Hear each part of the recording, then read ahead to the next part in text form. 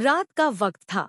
गहरा सन्नाटा छाया हुआ था। सब लोग अपने अपने घरों में दुबके हुए थे। कोई किसी से नजरें ना मिला पा रहा था। शाम के बाद का यह समय हर रोज हम सबका दुख ताजा कर देता था और हम सब घर वाले एक दूसरे से छुप छुप कर अपने अपने कमरों में बंद होकर अपना अपना दुख हल्का करने की कोशिश करते थे। ऐसा पिछले एक हफ्ते से हो रहा था। एक हफ्ते में से एक दिन भी ऐसा नहीं गुजरा था जिस दिन हम सब इस दर्दनाक समय से गुजरे हो। काफी देर तक अपने कमरे में बंद रहने के बाद मैं खुद को मजबूत करके उठी और कमरे से बाहर निकली। एक मैं ही तो थी कि जिसको मजबूत बनना था, अपनी बूढ़ी माँ और कमजोर बाप को संभालना था। आंगन में लगे वॉश बेसन से हाथ धोए और फिर मुंह पर छींटे मारे ताकि हालत थोड़ी सुधर जाए। मेरी आंखें रोने की वजह से खुजली हो रही थी। मुंह धोने के बाद उनकी हालत कुछ ठीक हुई थी। तौलिए से मुंह पोंछकर चेहरे पर बनावटी मुस्कुराहट सजा के कमरे की तरफ गई थी और दरवाजे पर दस्तक देकर खाना लग जाने की खबर दी और वहां से अम्मा बाबा के कमरे में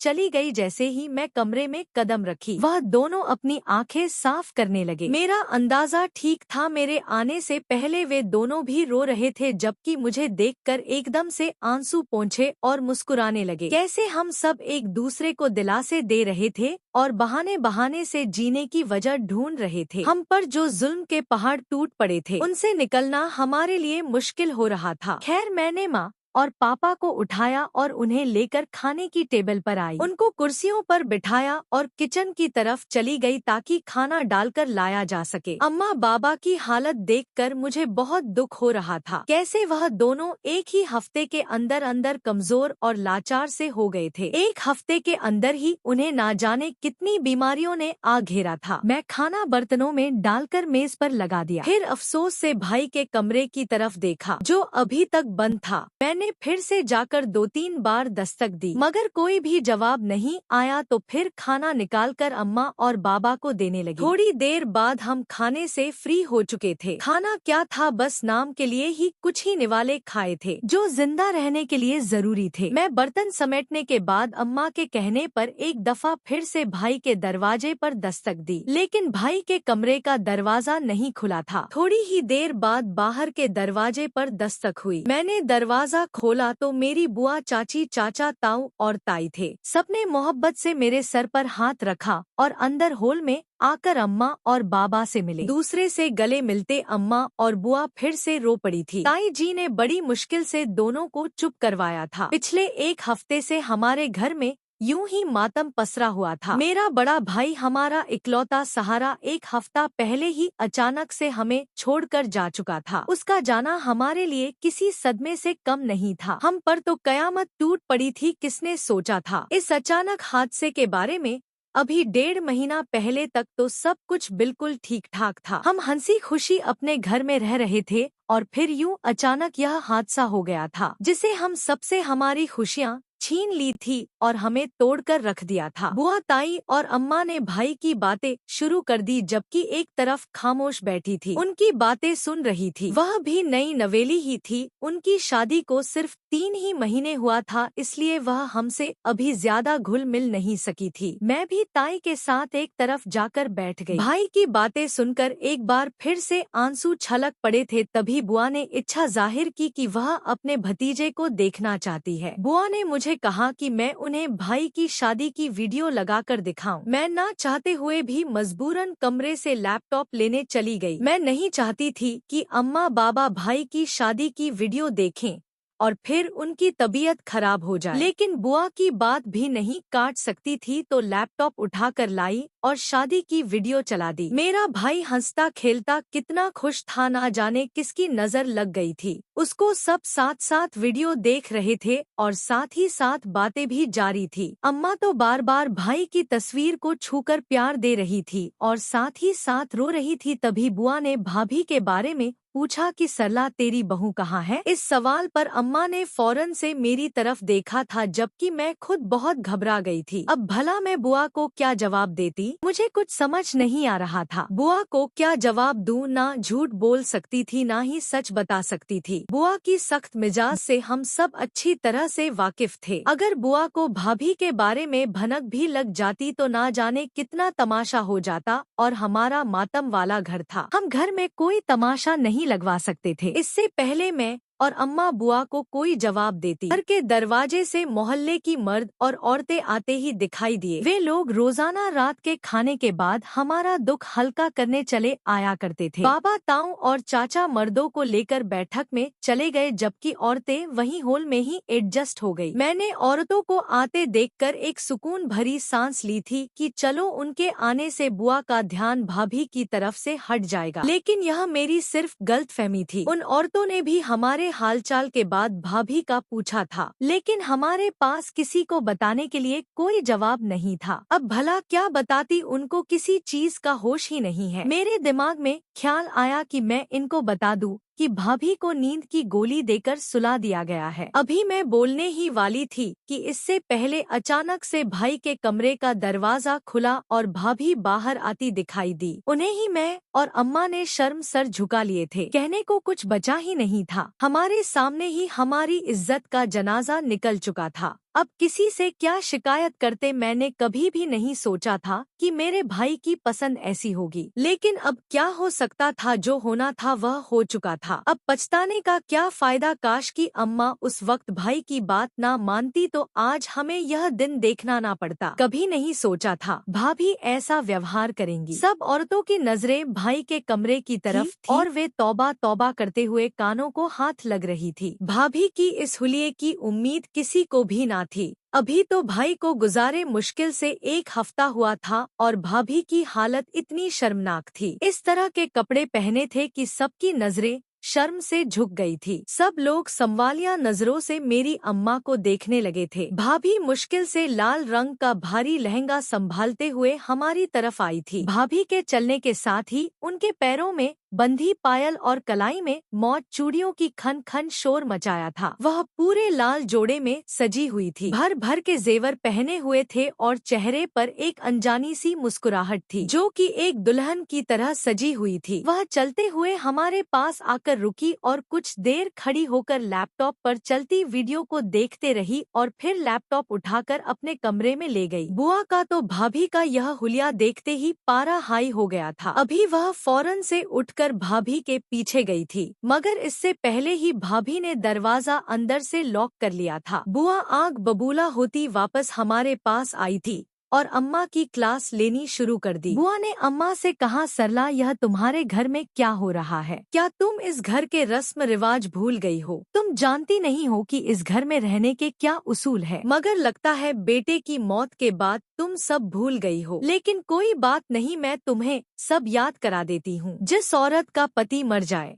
वह विधवा होती है। उसको इस तरह रंगीन कपड़े पहनने का कोई हक नहीं और ना ही सुहाग की कांच की चूड़ियां और ना ही जेवर पहनने का हक है। लेकिन तेरी बहू को तो देखो, तेरे बेटे के चिता की आग ठंडी नहीं हुई और उसने इतने भड़कीले चमकीले कपड़े पहनना शुरू कर दिए। इस तरह से तैयार है जैसे सुहागन हो। बुआ का तमाशा शुरू हो चुका था। अम्मा चुपचाप बुआ की बातें सुनती जा रही थी। बोलने के लिए कुछ था ही नहीं। बुआ कुछ गलत तो नहीं कह रही थी। जो कुछ भी था बुआ सच कह रही थी। बुआ अभी के अभी भाभी को घर से निकलने के लिए कह रही थी। बड़ी मुश्किल से मैंने बुआ को हैंडल किया और बुआ को बड़ी मुश्किल से समझाया। दरअसल जब से भाई की मौत हुई थी भाभी का दिमागी संतुलन बिगड़ गया था। उनका दिमाग इस बात को मानने के लिए तैयार ही नहीं था कि भाई मर चुके हैं, इसलिए वह खुद को सुहागन बनाकर रखती है और भाई का इंतजार करती थी। हमारी पूरी बात सुनकर सबने अफसोस जाहिर किया था। भाभी को घर में रखना और इस हुलिये में देखना और बर्दाश्त करना हमारी भी मजबूरी थी। अगर मजबूरी ना होती तो खुशी से कौन कहता बेटे को गुजरे 8 दिन भी नहीं हुए और उसकी पत्नी दुल्हन बनकर बैठ जाए और घर वाले बर्दाश्त करते रहे। हम किसी खुशी से यह सब नहीं कर रहे थे, बल्कि हमारी भी एक मजबूरी थी। कुछ देर बैठने के बाद सब लोग वास अपने अपने घरों को चले गए थे, जबकि बुआ जाते जाते अम्मा को भाभी पर कड़ी निगरानी रखने को बोली थी। साथ ही साथ अम्मा को कहा कि इसे समझाओ ताकि यह अपनी हरकतों से बाज आ जाए। अम्मा ने बुआ की बात सुनकर सिर्फ सर हिलाने पर ही गनीमत समझी। बुआ को भेजने के बाद हम अपने अपने कमरों में आकर सो गए थे। वक्त गुजरता गया था लेकिन भाभी अभी तक वैसी की वैसी ही थी। उनमें जरा भी बदलाव न आया था। वही आदतें, वही हरकतें और अम्मा समझा समझा कर थक गई थी कि भाई अब इस दुनिया में नहीं है। उसने हमारी आंखों के सामने दम तोड़ा और हमने अपने हाथों से उसका अंतिम संस्कार किया है। मगर मजाल है जो उस पर रत्ती भर भी असर हुआ हो। वह यूं ही हर रोज दुल्हन की तरह तैयार होती और शादी की वीडियो लेकर कमरे में बंद हो जाती। उसके कमरे से अक्सर बातों की आवाज सुनाई देती थी। ना जाने वह किससे बातों में लगी रहती। हम बेहद परेशान थे। कुछ समझ नहीं आ रहा था क्या करें क्या ना करें। भाई की मौत को 6 महीने गुजर चुके थे। समय बहुत बड़ा मरहम होता है, बड़े बड़े घाव को भर देता है। समय के साथ साथ हम सब भी संभल गए थे, सिवाय भाभी के। ना जाने उसको कब समझ आनी थी। मेरा नाम किरण है। हम 2 बहन भाई थे, एक मैं और एक मेरा भाई। मेरे भाई का नाम संजय था। मेरे पापा का कपड़े का कारोबार था। उनकी शहर में कपड़ों की अच्छी दुकान थी जिसे अच्छी आमदनी हो जाती थी और हमारे घर का गुजारा अच्छा चल रहा था। मेरे भाई ने इंटर के बाद कॉलेज छोड़ दिया और बाबा के साथ दुकानों पर बैठने लगा थे। यूं बाबा को थोड़ी सपोर्ट भी मिल गई थी। हंसी खुशी जिंदगी गुजर रही थी। एक दिन हम रात का खाना खा रहे थे तो उसी दौरान भाई ने अम्मा को कहा कि वह शादी करना चाहता है। अम्मा की तो जैसे मुराद पूरी हो गई थी, जबकि बाबा ने घूरकर दोनों को देखा था। अम्मा बाबा की घूरने की परवाह न करते हुए झट से बोली कि मैं आज ही रिश्ते देखना शुरू करती हूँ। तुम बताओ तुम्हें कैसी लड़की पसंद है, ताकि मैं तुम्हारे पसंद के अनुसार ही लड़की तलाश करूं। मगर भाई की अगली बात से अम्मा की खुशी कम हो गई थी। भाई ने कहा मैंने लड़की खुद पसंद कर ली है, आप बस उसके घर रिश्ता ले जाने की तैयारी करें। अम्मा बाबा हैरानी से भाई के मुंह की तरफ देख रहे थे। उन्हें भाई की बात सुनकर दुख हुआ था। आज से पहले तो भाई ने कभी कोई काम अम्मा बाबा की अनुमति लिए बगैर नहीं किया था। आज जब शादी की बारी आई तो जिंदगी का इतना बड़ा फैसला उसने बगैर माँ बाप के मशवरे के कर लिया था। अम्मा भाई को कुछ कहना चाहती थी, मगर बाबा ने अम्मा के हाथ रखकर उन्हें कुछ भी कहने से रोक दिया। बाबा समझ गए थे कि उनका बेटा अब बड़ा हो गया है और अब उसे उंगली पकड़कर चलने की जरूरत नहीं थी। खैर अम्मा ने लड़की के बारे में भाई से पूछा तो पता चला लड़की अनाथ है और अपने चाचा चाची के साथ रहती है। 2 दिन बाद ही अम्मा और बाबा जाकर लड़की को देख आए थे। शक्ल सूरत से तो बेहद खूबसूरत थी, मगर आदत और सलीके का पता तो शादी के बाद ही चलना था। वे लोग कुछ अजीब से थे। उन्होंने हमसे किसी तरह की कोई पूछताछ नहीं की थी। यह बात बड़ा हैरान कर देने वाली थी, वरना कहाँ कोई आजकल के दौर में बिना छानबीन के अपनी बेटी का रिश्ता देता है। खैर अम्मा ने अपनी तरफ से उनको एक बार अपने घर आने की दावत दे दी थी ताकि वह आकर अपनी तसल्ली कर लें, मगर इस बात का भी लड़की की चाची ने बड़ी आराम से इनकार कर दिया। उन्होंने बस शादी की तारीख दी और कहा इस तारीख को आकर अपनी अमानत ले जाएं। अम्मा ने जेवर की डिमांड के बारे में पूछा तो इस पर भी साफ कह दिया कि वह ना तो जेवर लेंगे और ना ही दहेज देंगे। उन लोगों ने हमें सिर्फ 15 दिन का समय दिया था, जिसे अम्मा बाबा ने बड़ी मुश्किल से 1 महीने का करवाया था, क्योंकि हमें भी अपनी तैयारी करनी थी। आखिरकार लड़की के हाथ में भाई के नाम की अंगूठी पहनाकर आ गई थी,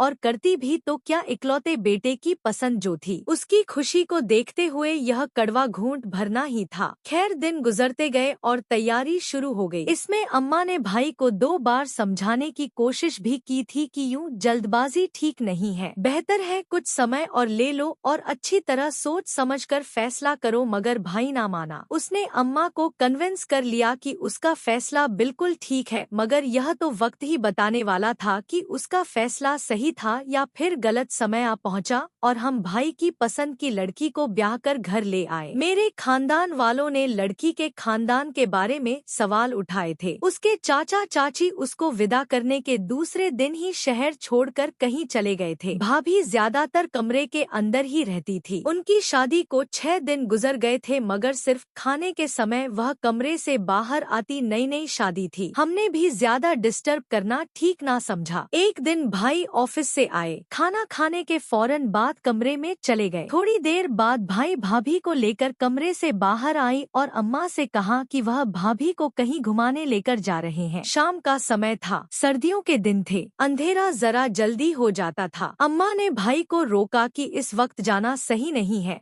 तो इस वक्त मत जाओ, कल दिन में चले जाना। अभी तो वैसे भी बहुत ज्यादा अंधेरा फैल गया है, कहाँ घूमोगे अंधेरे में। भाई ने भाभी की तरफ देखा और अम्मा से कहा, अम्मा इसका दिल अभी चाह रहा है, आप चिंता ना करें, हम बस यही सड़क पर टहल करके वापस आ जाएंगे। अम्मा भाई को रोकना चाह रही थी मगर भाई भाभी का हाथ पकड़कर बाहर निकल गए। मैंने अम्मा को लाकर कुर्सी पर बिठाया। अम्मा का दिल बेहद घबरा रहा था। कुछ ही देर बाद भाई भाभी को लिए तेजी से अंदर दाखिल हुए। भाभी को कमरे में छोड़कर वापस जाने लगे। उनके चेहरे का रंग उड़ा हुआ था। मैं भागकर भाई के पास गई और उससे पूछा क्या हुआ है, तो भाई ने मेरी बात का जवाब ना दिया और बाहर जाने लगा। अचानक दरवाजे के पास पहुंचकर रुका और फिर दौड़कर अम्मा के कदमों में गिर गया और जोर जोर से रोने लगा। अम्मा का तो दिल ही दहल गया था। कौन माँ जो अपनी जवान औलाद को यूं रोता देख सकती है। अम्मा ने भाई को फौरन से अपने गोद में भर लिया और चुप कराने लगी। कुछ देर बाद भाई के रोने में कमी आ गई थी। अम्मा यूं ही भाई का सर गोद में रखे नीचे बैठी रही। उनको लगा शायद भाई सो गया है। अम्मा पूरा घंटा वही एक जगह जमीन बैठी रही कि कहीं भाई की नींद में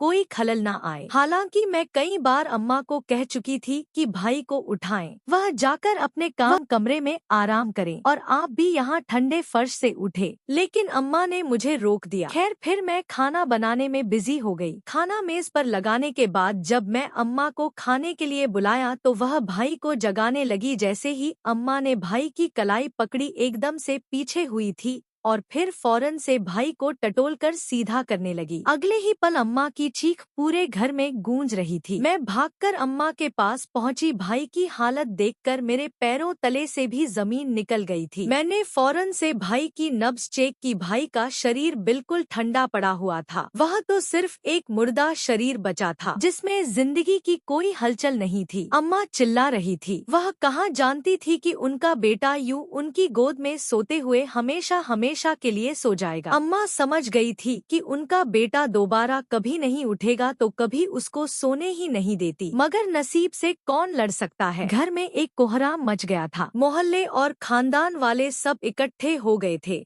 हर एक को इसकी खबर मिल गई थी। हर एक आंख रो रही थी। हर एक का दिल खून का आंसू रो रहा था। अम्मा की तो रो रो कर हालत ही खराब हो गई थी और भाभी भी अपने होश खो बैठी थी। एक घंटे में उसे कई बार बेहोशी के दौरे पड़ चुके थे। उसके साथ तो बहुत बड़ा जुल्म हुआ था। भाभी के हाथों की मेहंदी भी ना उतरी थी। फिर यह कैसा हादसा हो गया था। सारी जिंदगी साथ निभाने के वादे करने वाला यूं शुरू में ही तन्हा छोड़कर चला गया था। ना जाने भाई को क्या हुआ था। अभी तो दोनों हंसते खेलते अच्छे भले घर से बाहर घूमने के लिए गए थे। फिर अचानक भाई को क्या हुआ था। मेरी तो कुछ भी समझ नहीं आ रहा था और भाभी भी होश में ना थी कि उनसे कुछ पूछा जाता। ठंड में पड़े रहने की वजह से भाई की बॉडी अकड़ गई थी, इसलिए जल्द से जल्द भाई के अंतिम संस्कार के बारे में सोचा गया। इस बीच अम्मा का बीपी कई बार हाई हुआ था। भाई की अंतिम संस्कार होते ही बाबा को भी हार्ट अटैक आया था। अम्मा और बाबा को फौरन से अस्पताल ले जाया गया। 6 घंटे अस्पताल में रह के बाद लगभग सुबह के समय उनकी वापसी हुई थी। हमारे घर में मौत का सन्नाटा छा गया था। रिश्तेदार आते रहे। उसके बाद वह सभी अपने अपने घरों को चले गए थे। अभी हम लोग इस सदमे से बाहर भी ना निकले थे। जब भाई की मौत के चौथे दिन भाभी अपने कमरे से बाहर आई थी। भाभी की हालत देखकर हमें झटका लगा था। भाभी पूरी तरह दुल्हन की तरह तैयार थी और इधर उधर देखकर खुद से ही बातें करती रही। थोड़ी देर देखते रही, फिर जाकर अपने कमरे में बंद हो गई। पूरी रात उसके कमरे से बातों की आवाज सुनाई देती। भाभी को भाई की मौत का गहरा सदमा लगा था। वे अपने होश हवास खो चुकी थी और बिल्कुल पागल हो गई थी। अम्मा दिन को उसके कमरे का दरवाजा बाहर से बंद कर देती ताकि वह लोगों के सामने न आ सके। मगर उस रात सब लोगों ने उसकी हालत देख ली थी और उसकी हालत का भी उन्हें पता चल गया था। भाई को गए 6 महीने हो गए थे, लेकिन भाभी हमारे ही घर रह रही थी। हालांकि इसका हमारे घर में रहने का अब कोई मकसद ना था। अपने घर में रखने के अलावा कोई और चारा नहीं था, क्योंकि उसके चाचा चाची तो शादी के दूसरे दिन ही घर से भाग गए थे। बाबा कई बार उसके चाचा और चाची के घर के चक्कर लगा चुके थे। उनके घर ताला लगा हुआ था और उनके जो नंबर हमारे पास थे वह भी बंद थे। एक दिन हम यूं ही बैठे हुए थे जब दरवाजे पर दस्तक हुई। देखा तो रिश्ता करने वाली आंटी थी और उनके साथ कुछ और लोग भी थे जो मेरे रिश्ते के लिए आए थे। हमने उनको हॉल में बिठाया और मुझे उनके लिए कुछ इंतजाम करने का बोला। मैं सर हिलाती किचन में चली गई। कुछ देर बाद भाभी भी अपने कमरे से निकलकर हॉल में चली गई। वहाँ बैठी एक औरत ने भाभी को देखते ही हैरत का इजहार किया था तो अम्मा ने उसे भाभी का इंट्रोडक्शन करवाया। जैसे ही उन औरतों की नजर भाभी के चेहरे पर पड़ी, वह एकदम से चौंक उठी थी और अपनी जगह से उठकर खड़ी हुई। फिर औरत ने कहा कि वह इस घर में रिश्ता नहीं कर सकती। उसके बाद भी 3-4 रिश्ते आए थे, लेकिन हर बार ही रिश्ते के लिए आए हुए लोग भाभी की शक्ल देखते ही रिश्ते से इनकार कर देते थे। ना जाने उसके चेहरे पर ऐसा क्या था। उस दिन भी हमारे घर यूं ही रिश्ते वाले आए और कुछ ही देर बाद उठकर चले गए। शाम के समय उन्होंने रिश्ता करने वाली आंटी के हाथ इनकार भिजवा दिया। अम्मा गुस्से से भाभी की तरफ गई और कहा कि आज वह भाभी को घर से निकाल देंगी क्योंकि उसकी वजह से हर बार ही मेरा रिश्ता ठुकराया जा रहा था। अब माँ ने गुस्से से दरवाजे को धक्का दिया और दरवाजा झटके से खुला था। सामने का मंजर देखते ही अम्मा एकदम से चीखती हुई बाहर आई थी। अम्मा की चीख सुनकर मैं और बाबा भी फौरन से भाभी के कमरे की तरफ दौड़े थे। सामने का मंजर दिल को दहला देने वाला था। हमारी आंखों के सामने ही मेरी भाभी पंखे से लटक रही थी और बेड पर लैपटॉप पड़ा था जिसमें सेम टू सेम भाभी का चेहरा नजर आ रहा था और वह बार बार मेरी भाभी का नाम लेकर उसको रोकने को बोल रही थी। बाबा ने जल्दी से भाभी को थामकर उसके गले से दुपट्टा निकाला और बेड पर बिठाया। भाभी अब शर्मिंदगी से नजरें झुकाए किसी मुजरिम की तरह बैठी हुई थी। इस वक्त वह कहीं से भी पागल नहीं लग रही थी। मैंने उसे पानी लाकर पिलाया। उसके बाद जब उसकी हालत कुछ ठीक हुई तो अम्मा ने उसे पूछना शुरू किया क्योंकि एक बात तो तय थी कि भाभी पागल नहीं हुई थी। वह सिर्फ इस बात का ड्रामा कर रही थी और वह ऐसा क्यों कर रही थी यह तो अब वही बता सकती थी। दूसरी हैरत की बात यह थी अगर वह यहाँ थी तो आई थोड़ी देर पहले लैपटॉप की स्क्रीन पर जो उनकी हमशक्ल थी वह कौन थी और सबसे अहम बात कि भाई की मौत की वजह क्या थी। भाई की मौत का क्या कारण था यह भाभी ही हमें बता सकती थी। भाई को ऐसा कौन सा सदमा पहुँचा था जिसने उसकी जान ले ली। इससे पहले भाभी कोई जवाब देती अचानक भाभी के नाम को पुकारती हुई एक औरत आंधी तूफान की तरह अंदर दाखिल हुई थी और आते के साथ ही उसने भाभी के मुंह पर थप्पड़ मारा था और उसके बाद फिर उसने भाभी को गले लगा लिया जबकि हम सब कंफ्यूजन से उसे देख रहे थे। यह तो वही भाभी की हमशक्ल औरत थी। हमारी मौजूदगी महसूस करते हुए वह औरत हमारी तरफ मुड़ी थी। उसके कपड़े पहनने का जो तरीका था बहुत ही बेहुदा था जो बाबा के साथ साथ हमें भी नजरें झुकने पर मजबूर कर गया था। बाबा फौरन कमरे से चले गए थे। मेरी भाभी चिल्ला चिल्ला कर उस औरत को यहाँ से जाने को कह रही थी। जब उस औरत ने मेरी माँ से कहा कि वह भाभी से अकेले में कुछ बात करना चाहती है और उसको अपने साथ ले जाना चाहती है, मगर उसकी बात सुनकर भाभी फौरन से दौड़कर अम्मा के पीछे छुप गई और अम्मा के सामने हाथ जोड़ने लगी कि मुझे अकेला ना छोड़िए और इस औरत के साथ बिल्कुल ना भेजिए वरना यह औरत मुझे मार देगी। भाभी बेहद डरी हुई थी और डर से कांप रही थी। माँ ने भाभी को अपने साथ लगाते हुए तसल्ली दी, यह तुम्हें कुछ नहीं करेगी, बस तुम यह बताओ कि यह कौन है और तुम्हारा इससे क्या रिश्ता है। इसके बाद भाभी ने जो कुछ हमें बताया अम्मा बेटी सुनकर हमारे रोंगटे खड़े हो गए। दरअसल यह औरत भाभी की हमशक्ल थी और एक तवायफ थी और बदकिस्मती से भाभी की माँ थी। इस औरत को एक अमीर आदमी ब्याहकर कोठी से निकाल कर ले गया था जहां उसकी औलाद हुई, लेकिन उस औरत ने तवायफ वाले काम ना छोड़े थे जिससे तंग आकर उसके पति ने उसे तलाक दे दी थी और बेटी के साथ घर से निकाल दिया था। भाभी की माँ ने भाभी को अनाथ आश्रम में छोड़कर कोठा संभाल लिया था और वापस मुड़कर कभी भी अपनी बेटी की खबर ना ली थी और भाभी और भाई की मुलाकात कपड़े की दुकान पर हुई थी जहां उन दोनों ने एक दूसरे को पसंद किया और शादी कर ली। भाई को पता था कि अम्मा अनाथ आश्रम में रहती लड़की से कभी उसकी शादी नहीं करवाएंगे, इसलिए उन दोनों ने एक फैमिली को कुछ पैसे देकर चाचा चाची बनने पर राजी कर लिया। तभी वह लोग शादी के दूसरे दिन ही गायब हो गए थे। भाई ने शादी पर जिन गाने बजाने और नाचने वालों को बुलाया था, उनमें से भाभी की माँ भी थी। उस वक्त वह नहीं जानती थी कि यह उसकी बेटी की शादी का फंक्शन है, लेकिन भाभी को देखते ही वह पहचान गई थी कि उसकी बेटी है। अपनी बेटी को यूं जवान और खूबसूरत देखकर वह बहुत खुश हुई थी। अब उसका इरादा अपनी बेटी को भी कोठे पर बैठाने का था, मगर अफसोस कि भाभी की शादी ने उसका ही प्लान नाकाम कर दिया। मगर वह मौके की तलाश में थी, कब उसे मौका मिले और वह भाभी को उठाकर ले जाए। भाई की बदकिस्मती कहूँ या उस औरत की खुशकिस्मती, जब भाई और भाभी घूमने के लिए घर से निकलते थे तो इस औरत ने इन दोनों को देख लिया था और फिर इसके शातिर दिमाग ने एक और चाल चली। भाई को अपने बारे में बता दिया और साथ में यह भी कहा कि मेरी बेटी भी एक तवायफ है। तुम यह मत सोचो कि तुम्हारी पत्नी अनछुई और पवित्र है। यह मेरे साथ कोठे पर काम करती थी और ना जाने कितने मर्दों के बिस्तर गर्म कर चुकी है। वह तो यह मुझसे नाराज हो गई थी, इसलिए मुझसे नाराज होकर और मुझे छोड़कर अनाथ आश्रम में चली आई थी। वहाँ इसलिए तुम्हें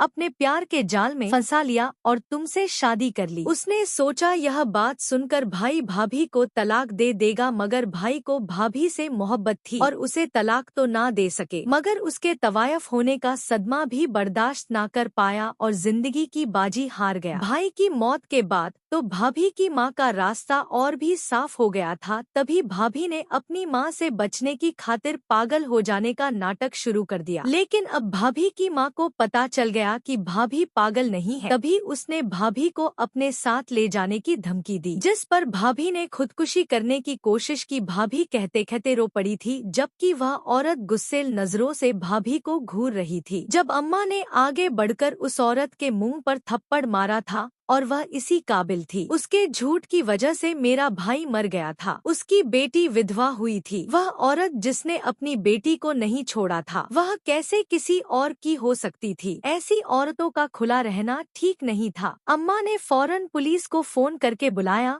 और भाभी की माँ को पुलिस के हवाले कर दिया। उसके बाद अम्मा बाबा ने भाभी की शादी एक अच्छा रिश्ता देखकर कर दी थी। भाभी अब अपने घर में खुश है। धीरे धीरे भाई का गम उनके दिल से निकल गया है। लोग सच कहते हैं, किसी एक के जाने से जिंदगी खत्म नहीं हो जाती, बल्कि जिंदगी अपनी रफ्तार से बढ़ती रहती है। हम लोगों के दिलों से भी भाई का गम निकल गया था, लेकिन उनकी याद अभी भी दिल के किसी कोने में थी। कभी कभी उन्हें याद कर लेते हैं। भाभी की शादी के 1 साल बाद अम्मा ने मेरी शादी भी कर दी और अम्मा बाबा अब घर में अकेले रहते हैं। मैं कभी कभी भाभी से मिलने जाती हूँ। वह हमारा बहुत एहसान मानती है कि हमने उनकी जिंदगी खराब होने से बचा ली थी। दोस्तों, वीडियो कैसा लगी कमेंट करके जरूर बताएं। वीडियो को लाइक और चैनल को सब्सक्राइब जरूर कर देना और हाँ, नोटिफिकेशन बेल को भी दबाएं, जिससे सभी वीडियो की नोटिफिकेशन आपको सबसे पहले मिले।